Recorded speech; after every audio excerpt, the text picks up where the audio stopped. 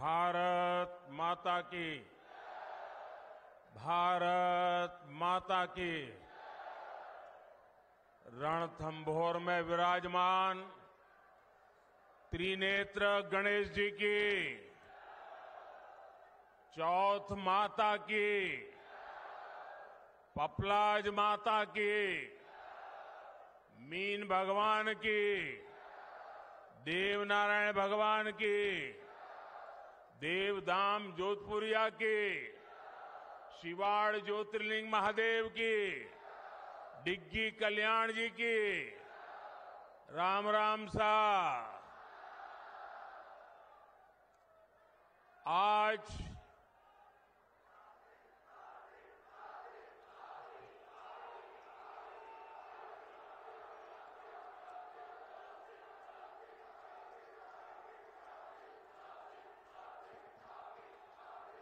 अभी से इतना जोर दिखाओगे तो मेरा भाषण पूरा होता होता थक जाओगे।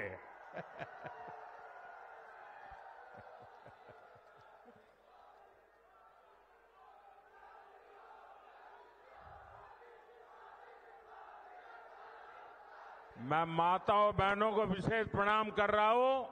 वो आज और जुस्से में दिख रही है। भारत माता की, भारत माता की। भैया, आपका प्यार, आपके आशीर्वाद, आपके उत्साह, सब कुछ मुझे पहुंच गया।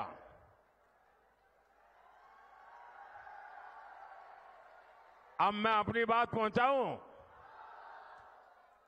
आज राम भक्त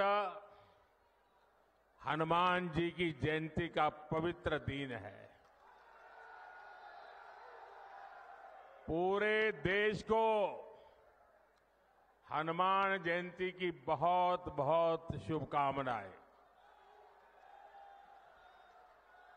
मेरे साथ बोलिए, बजरंग बली की, बजरंग बली की, बजरंग बली की। और मैं आप सबका भी आभारी हूं कि आज आपने मुझे गदा देकर के बजरंग बली की जय करने का अवसर दे दिया।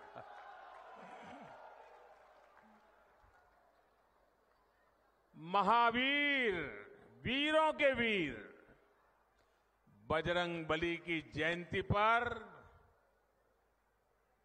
मेरा सौभाग्य है कि मुझे शूरवीरों की धरती सवाई माधोपुर आने का मौका मिला है।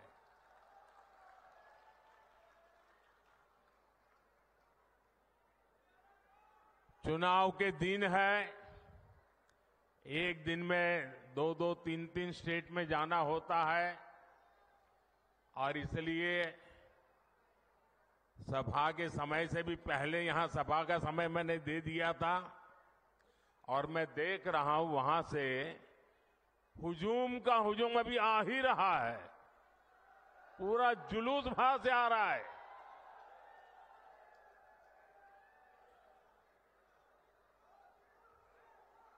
मुझे लगता है कि मेरी सभा पूरी होने के बाद भी लोग आते रहेंगे। तो जो अभी पहुंच नहीं पाए हैं, रास्ते में दिख रहे हैं, मैं उनकी क्षमा मांगता हूं, क्योंकि मुझे तो इंतजार नहीं कर सकता, आगे चलना पड़ेगा। लेकिन ये मैं जो उत्साह देख रहा हूं उसमें एक मजबूत भारत के लिए आशीर्वाद है। इसलिए हर तरफ यही गूंज है, फिर एक बार, फिर एक बार, फिर एक बार। साथियों, हमारे राजस्थान ने सदियों से सीमा पर खड़े मजबूत प्रहरी की तरह देश की रक्षा की है। राजस्थान ये बखूबी जानता है कि सुरक्षित राष्ट्र और स्थायी सरकार ये कितनी जरूरी होती है। इसलिए चाहे 2014 हो या 2019 हो, राजस्थान ने एकजुट होकर देश में भाजपा की ताकतवर सरकार बनाने के लिए अपना आशीर्वाद दिया था। आपने 25 की 25 सीटें भाजपा को जीत करके झोली भर दी थी। एकजुटता ही, एकता ही राजस्थान की सबसे बड़ी पूंजी है। याद रखिएगा, जब जब हम बंटे हैं तब तब देश के दुश्मनों ने फायदा उठाया है। अब भी राजस्थान को बांटने की, यहां के लोगों को बांटने की पूरी कोशिशें हो रही हैं। इससे राजस्थान को सावधान रहने की जरूरत है। साथियों, एक स्थिर और ईमानदार सरकार देश के विकास के लिए क्या कुछ कर सकती है, ये पिछले 10 वर्षों में सबने देखा है। भारत आज दुनिया की सबसे तेजी से बढ़ती हुई बड़ी अर्थव्यवस्था है। पिछले 10 साल में 25 करोड़ लोग गरीबी से बाहर निकले हैं। ये बहुत बड़ा काम हुआ है। इतना बड़ा काम कैसे संभव हुआ? कैसे हुआ ये? इतना बड़ा काम कैसे संभव हुआ?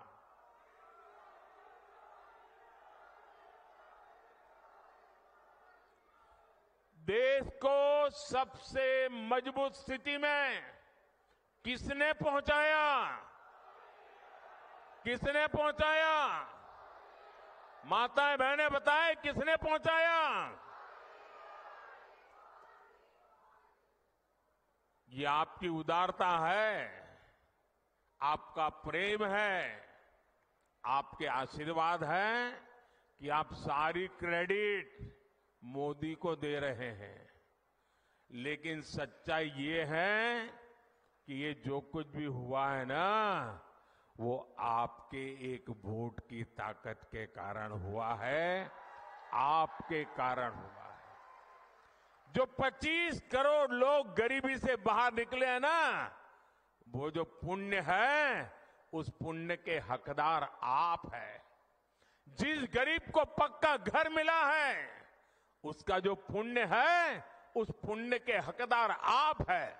जिस गरीब को मुफ्त राशन मिला है, जिस गरीब का चूल्हा जलता रहा है, उसके कारण जो पुण्य मिला है, वो पुण्य के हकदार आप हैं, आपका वोट है। साथियों, 2014 में आपने मोदी को दिल्ली में सेवा का अवसर दिया, तो देश ने वो फैसले लिए जिसकी किसी ने कल्पना भी नहीं की थी। लेकिन आप सोचिए, अगर कांग्रेस 2014 के बाद भी और आज भी अगर दिल्ली में कांग्रेस की सरकार होती, तो क्या क्या हुआ होता? कांग्रेस होती तो जम्मू कश्मीर में आज भी हमारी सेनाओं पर पत्थर चल रहे होते। चलते कि नहीं चलते? कांग्रेस होती तो सीमा पार से आकर दुश्मन आज भी हमारे जवानों के सिर काटकर ले जाते। कांग्रेस सरकार कुछ न करती। कांग्रेस होती तो ना हमारे फौजियों को 1 रैंक 1 पेंशन लागू होती और ना ही हमारे पूर्व सैनिकों को 1 लाख करोड़ रुपया मिलते। कांग्रेस होती तो देश में आए दिन देश के कोने कोने में सीरियल ब्लास्ट, बम धमाके होते ही रहते, निर्दोष लोग मरते ही रहते। कांग्रेस ने तो राजस्थान में जो सीरियल ब्लास्ट हुए थे, बम धमाके हुए थे, उन दोषियों को बचाने का घोर पाप भी किया है। कांग्रेस होती तो कोरोना के समय ना किसी को मुफ्त राशन मिलता और ना ही किसी को मुफ्त वैक्सीन मिलती। कांग्रेस होती तो देश में महंगाई से हाहाकार मचा होता। कांग्रेस पार्टी देश की मुसीबत में अपने लिए भ्रष्टाचार के नए मौके तलाशती।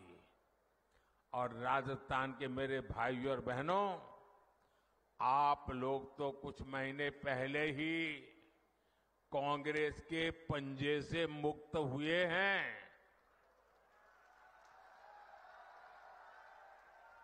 कांग्रेस पार्टी ने सत्ता में रहते हुए जो जख्म दिए वो राजस्थान के लोग कभी भी भूल नहीं सकते।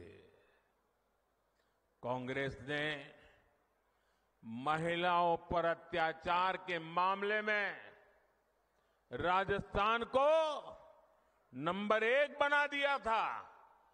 और दुर्भाग्य देखिए, कांग्रेस के लोग विधानसभा में बेशर्मी के साथ कहते थे कि ये तो राजस्थान की पहचान है। अरे डूब मरो, ये शोभा नहीं देता है, ये शोभा नहीं देता है आपको। टोंक में किन असामाजिक तत्वों के कारण यहां की इंडस्ट्री बंद हो गई, ये भी आप जानते हैं। लेकिन आपने हमारे भजनलाल जी को सेवा करने का मौका दिया है। और जब से भजनलाल जी और उनकी टीम काम पे लगी है, माफिया, अपराधी राजस्थान छोड़कर भागने पर मजबूर है। पेपर लीक माफिया भी भजनलाल जी का कानूनी डंडा चलने के बाद ठंडा पड़ गया है। जबकि अभी तो इन्हें सिर्फ 3-4 महीने ही भजनलाल जी और उनकी टीम को हुआ है। जो अपराधी धोखे में है वो जान ले, ये भजनलाल जी है। अभी तो भजनलाल सरकार की गाड़ी चलनी शुरू हुई है, अभी तो टॉप गियर में आना बाकी है।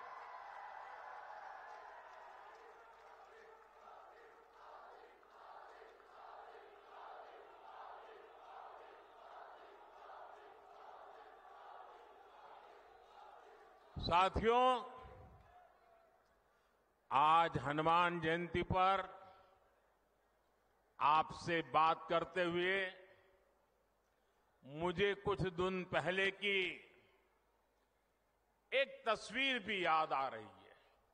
हो सकता है आप में से बहुतों तक ये खबर नहीं पहुंची होगी। मीडिया का काम था ये बात पहुंचाए, लेकिन नहीं पहुंचाई होगी। वो तस्वीर है कांग्रेस के शासन वाले कर्नाटका की। कुछ दिन पहले वहां एक छोटा दुकानदार, उसको सिर्फ इसलिए बुरी तरह से पीटा गया, लहूलुहान कर दिया गया, क्योंकि वो अपनी दुकान में बैठे बैठे हनुमान चालीसा सुन रहा था। ये कांग्रेस की कर्नाटका की सरकार का काम देखिए। अपनी छोटी सी दुकान में एक गरीब आदमी भक्ति भाव से प्रभु हनुमान जी का स्मरण करते हुए हनुमान चालीसा सुन रहा था, उसको लहूलुहान कर दिया गया। आप कल्पना कर सकते हैं, कांग्रेस के राज में हनुमान चालीसा सुनना भी गुनाह हो जाता है। कांग्रेस के राज में अपनी आस्था का पालन करना भी मुश्किल हो जाता है, और राजस्थान तो खुद इसका भुक्तभोगी रहा है।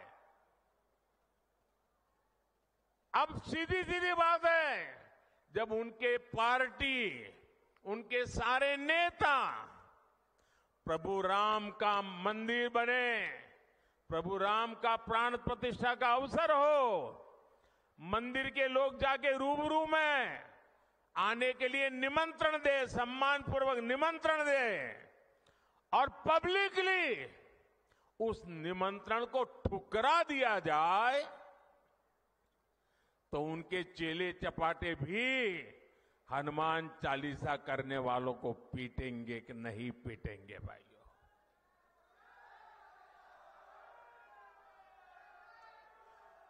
कुछ दिन पहले ही रामनवमी बीती है।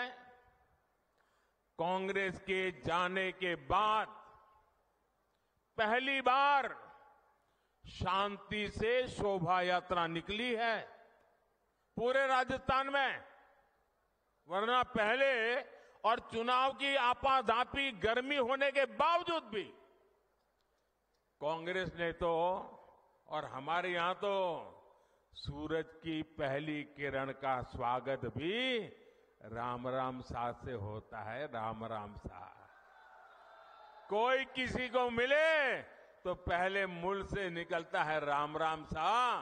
कांग्रेस ने तो राम राम सा कहने वाले राजस्थान में राम नवमी पर प्रतिबंध लगा दिया था।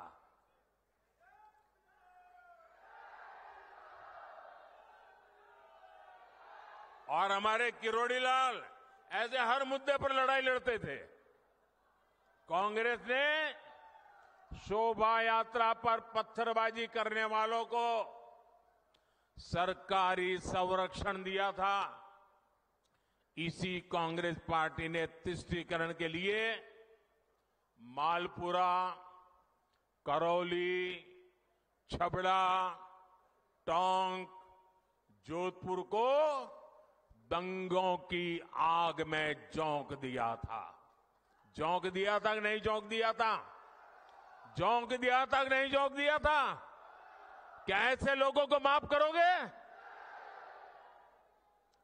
अब भाजपा सरकार आने के बाद किसी की हिम्मत नहीं है कि आपकी आस्था पर सवाल उठा दे। अब आप चैन से हनुमान चालीसा भी गाएंगे और राम नवमी भी मनाएंगे, ये भाजपा की गारंटी है।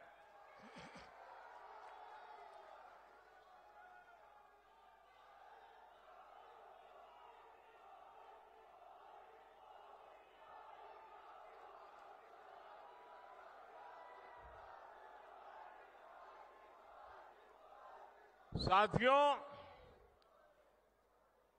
अभी परसों जब मैं राजस्थान आया था तो मेरा एक 1.5 मिनट का भाषण, 90 सेकंड का भाषण, और मैंने कुछ सत्य देश के सामने रखा,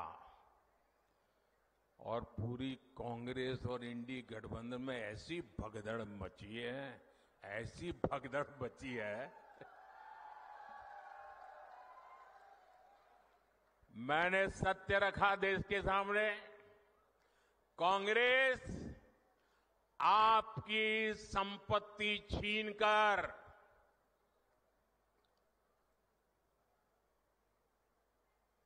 उनके खास लोगों को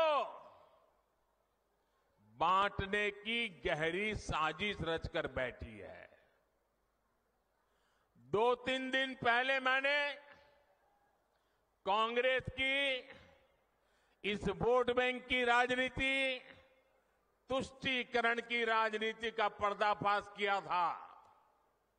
इससे कांग्रेस और उसको सिस्टम में उनको इतनी मिर्ची लगी है, इतनी मिर्ची लगी है कि वो हर तरफ गालियां देने में टूट पड़े।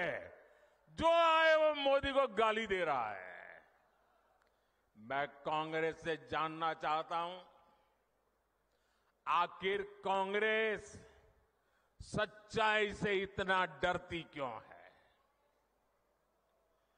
कांग्रेस क्यों अपने नीतियों को ऐसे छिपाने में लगी है? जब आपने नीति बनाई है, निर्णय लिया है, तो अब जब मोदी जी ने खुल करके राज रख दिया, आपका हिडन एजेंडा बाहर आ गया, तो अब कांप रहे हो? अरे हिम्मत है तो स्वीकार करो, हम आपसे मुकाबला करने के लिए तैयार हैं।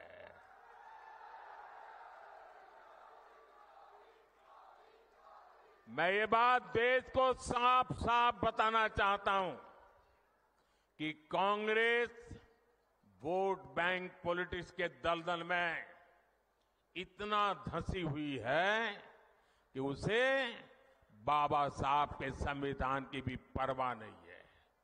और आपको पता होगा, उन्होंने मैनिफेस्टो में तो लिखा है कि आपकी संपत्ति का सर्वे करेंगे। हमारी माताओं बहनों के पास जो स्त्री धन होता है, जो मंगलसूत्र होता है, उसका सर्वे करेंगे। और फिर उनके एक नेता ने तो भाषण में कहा, एक्सरे किया जाएगा, एक्सरे किया जाएगा। मतलब आपके घर में अगर बाजरे के अंदर डिब्बे में भी कुछ रखा है तो वो भी एक्सरे करके खोजा जाएगा। दीवार में कहीं रखा है तो उसको भी एक्सरे करके खोजा जाएगा। पूरा एक्सरे करने वाले की घोषणा की है और उनके नेता ने पब्लिकली कहा है। और फिर आपकी सारी संपत्ति, जरूरत से ज्यादा जो भी होगा वो उनका कब्जा करेगी उनकी सरकार, कहते हैं, और फिर लोगों को बांट देंगे। अगर आपके पास 2 घर है, यहां गांव में घर है, और बच्चों के लिए आपने जयपुर जोधपुर में अगर एक छोटा फ्लैट ले लिया है, तो एक्सरे करेंगे कि भाई 2 घर है, एक वापस दो, सरकार को दे दो। बताइए, आपको मंजूर है क्या? ये मंजूर है क्या? क्या स्त्री धन पर हाथ लगा सकते हैं क्या? क्या मंगलसूत्र पर हाथ लगा सकते हैं क्या? ये पंजे की ये ताकत, भाइयों बहनों,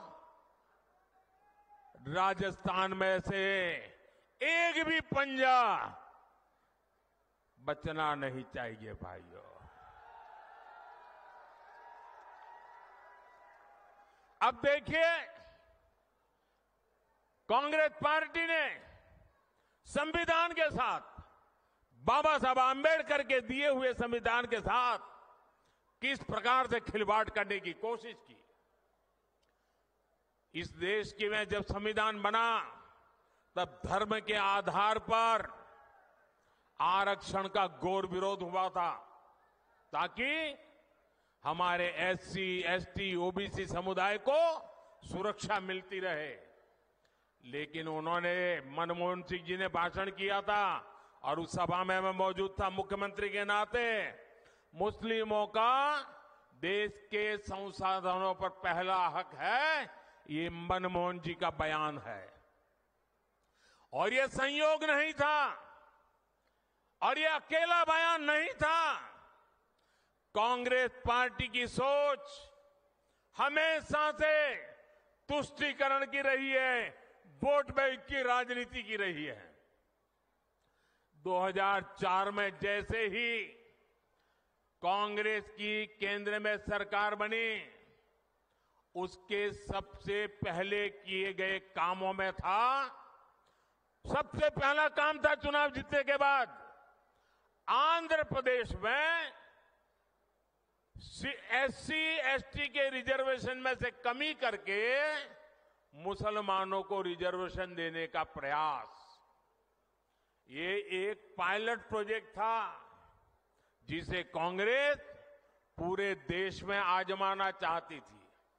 2004 से 2010 के बीच कांग्रेस ने 4 बार आंध्र प्रदेश में मुस्लिम रिजर्वेशन लागू करने की कोशिश की, लेकिन कानूनी अड़चनों की वजह से, सुप्रीम कोर्ट की जागरूकता के कारण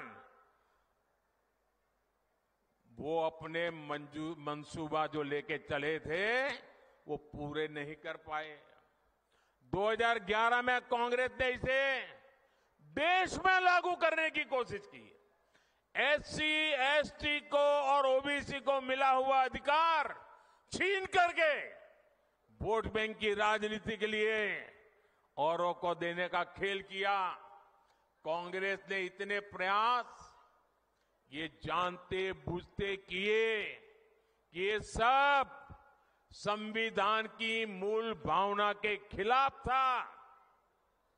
लेकिन कांग्रेस ने संविधान की परवाह नहीं की, बाबा साहब आंबेडकर की परवाह नहीं की। जब कर्नाटका की बीजेपी सरकार ने, जब हमें मौका मिला तो हमने पहला काम किया, उन्होंने जो एससी, एसटी से छीन करके मुस्लिम कोटा निकाला था उसको हमने खत्म कर दिया और जिनका हक था उनका हित सुरक्षित रखा। तो कांग्रेस पूरे देश में आग बबूला हो गई। ये मोदी समझता क्या है? अरे मोदी संविधान को समझता है, मोदी संविधान को समर्पित है, मोदी बाबा साहब आंबेडकर की पूजा करने वाला व्यक्ति है। साथियों, सच्चाई ये है कि कांग्रेस और इंडिया अलायंस जब सत्ता में था तो ये लोग दलितों, पिछड़ों के आरक्षण में सेंधमारी करके वोट बैंक पॉलिटिक्स के लिए उनकी खास जमात को अलग से आरक्षण देना चाहते थे, जबकि संविधान इसके बिल्कुल खिलाफ है। आरक्षण का जो हक बाबा साहब ने दलित, पिछड़ों और आदिवासियों को दिया, कांग्रेस और इंडिया अलायंस वाले उसे मजहब के आधार पर मुसलमानों को देना चाहते थे। मैं कांग्रेस को पूछना चाहता हूं, क्या कांग्रेस ऐलान करेगी कि संविधान में दलितों, पिछड़ों के आरक्षण को, आदिवासियों के आरक्षण को कम करके वो इसे मुसलमानों को नहीं बांटेंगे? जरा देश की जनता को वादा करो। कांग्रेसी जहां भी आए, आपको मोहल्ले में आ जाए, आपके घर में मिलने आ जाए, जरा खड़े रख करके पूछो, कर्नाटका, आंध्र जैसे राज्यों में इन्होंने आरक्षण को मजहब के आधार पर बांटने का खेल क्यों शुरू किया था? साथियों, कांग्रेस की इन साजिशों के बीच मोदी आज आपको खुले मन से गारंटी दे रहा है। दलितों, पिछड़ों और आदिवासियों का आरक्षण न खत्म होगा, ये मोदी की गारंटी है। आरक्षण न खत्म होगा और न ही उसे धर्म के नाम पर बांटने दिया जाएगा, ये मोदी की गारंटी है। 2020 में आरक्षण की संवैधानिक समय सीमा खत्म हो रही थी और उस समय आपने मोदी को सेवा के लिए बिठाया हुआ था। ये मोदी है जिसने दलितों, आदिवासियों का आरक्षण और 10 साल के लिए बढ़ा दिया था। साथियों, कांग्रेस कभी भी विकास के मुद्दे पर चुनाव नहीं लड़ती। कांग्रेस पार्टी ने इतने दशकों तक आपको पीने के साफ पानी जैसी जरूरत तक से वंचित रखा। बीजेपी सरकार ने हर घर जल पहुंचाने के लिए जल जीवन मिशन शुरू किया, लेकिन राजस्थान में कांग्रेस सरकार ने उसमें भी हजारों करोड़ रुपए का भ्रष्टाचार कर दिया। कांग्रेस ने राजस्थान के लिए सबसे जरूरी ERCP प्रोजेक्ट को भी पास नहीं होने दिया। ये भाजपा सरकार ने, हमारे भजनलाल जी की मेहनत ने 3 महीने के अंदर ही ERCP परियोजना को पास कर दिया। ERCP का बहुत बड़ा लाभ टोंक, सवाई माधोपुर को मिलने वाला है। इसका बड़ा लाभ यहां के किसानों को होगा। यहां सवाई माधोपुर, टोंक जिले में PM किसान सम्मान निधि के करीब 1100 करोड़ रुपए सीधे ट्रांसफर किए गए हैं। राजस्थान में गेहूं का समर्थन मूल्य भी बढ़ाया गया है। साथियों, कांग्रेस को आधुनिक इंफ्रास्ट्रक्चर के निर्माण से भी एलर्जी है। ये बीजेपी है, आज पूरे देश में आधुनिक इंफ्रास्ट्रक्चर बना रही है। देश का सबसे बड़ा दिल्ली मुंबई एक्सप्रेसवे सवाई माधोपुर से होकर के गुजर रहा है। सरकार ने जयपुर सवाई माधोपुर रेलवे लाइन के दोहरीकरण की मंजूरी भी दे दी है। हमने दौसा गंगापुर सिटी से जुड़ी हुई रेलवे लाइन का दशकों से लंबित काम भी पूरा किया। इस क्षेत्र में इलाज की बेहतर सुविधाओं के लिए एक मेडिकल कॉलेज भी बनाकर तैयार हो रहा है। साथियों, 24 के 20 चुनाव में राजस्थान में ये मेरी आखिरी सभा है। अब 26 अप्रैल को अगले चरण का मतदान है। बीते दिनों मुझे राजस्थान के अलग अलग क्षेत्रों में जाने का मौका मिला है। अब कल शाम को तो शायद आपका प्रचार अभियान भी पूरा हो जाएगा। ये मेरी आखिरी सभा है। राजस्थान के मध्य सभी क्षेत्रों के लिए मैं उनके आशीर्वाद की कामना करता हूं, अधिकतम मतदान की कामना करता हूं। शादी ब्याह के दिन है, गर्मी भी बहुत है और ऐसे में हम राष्ट्र कर्तव्य न भूलें, लोकतंत्र के हमारे दायित्व को न भूलें, अधिकतम वोट करें, ये मेरा आग्रह रहेगा। आपने मुझे राजस्थान की यात्रा में मैंने देखा है, भरपूर आशीर्वाद दिया है। ये आपका ये आशीर्वाद मेरी पूंजी है। आपके सपने मेरे अपने हैं। विकसित भारत के सपने को पूरा करने के लिए मेरा भी हर पल, हर क्षण देश के लिए है। इसलिए 24/7 मैं 2047 के लिए काम कर रहा हूं। और बीते 10 वर्षों में जो काम हुआ है वो तो एक केवल ट्रेलर है। अगले 5 वर्षों में हमें देश को, राजस्थान को बहुत आगे लेकर जाना है। मेरा अनुरोध है, आप रिकॉर्ड संख्या में कमल के आगे का बटन दबाकर भाई सुखबीर सिंह जौनपुरिया समेत सभी बीजेपी उम्मीदवारों को संसद में भेजें।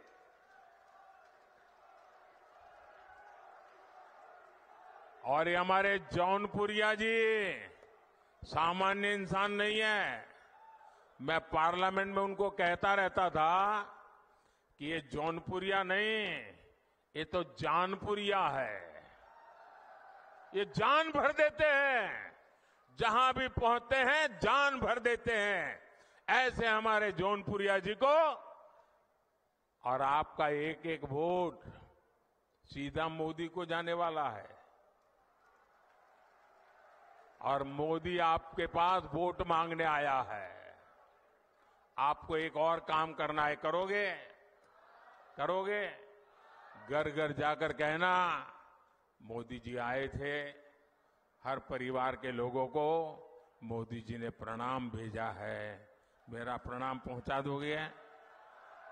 मेरे साथ बोलिए, भारत माता की, भारत माता की। जो लोग अभी भी आ रहे हैं, मैं पहले से उनकी क्षमा मांगता हूं। मुझे जल्दी जाना पड़ रहा है, इसलिए मैं उनका इंतजार कर रहा हूं। ऐसा संभव नहीं था। फिर भी ये प्यार कम नहीं है जी। इतना बड़ा मैं लगातार देख रहा हूं, जुलूस आता ही चला जा रहा है। मैं फिर से उनका क्षमा मांगता हूं भैया। वो इतनी मेहनत करके इतनी धूप में आए हैं, लेकिन पहुंच नहीं पाए। मैं सर झुका करके उनको प्रणाम करता हूं, क्षमा मांगता हूं। बोलिए भारत माता की, भारत माता की। बहुत बहुत धन्यवाद।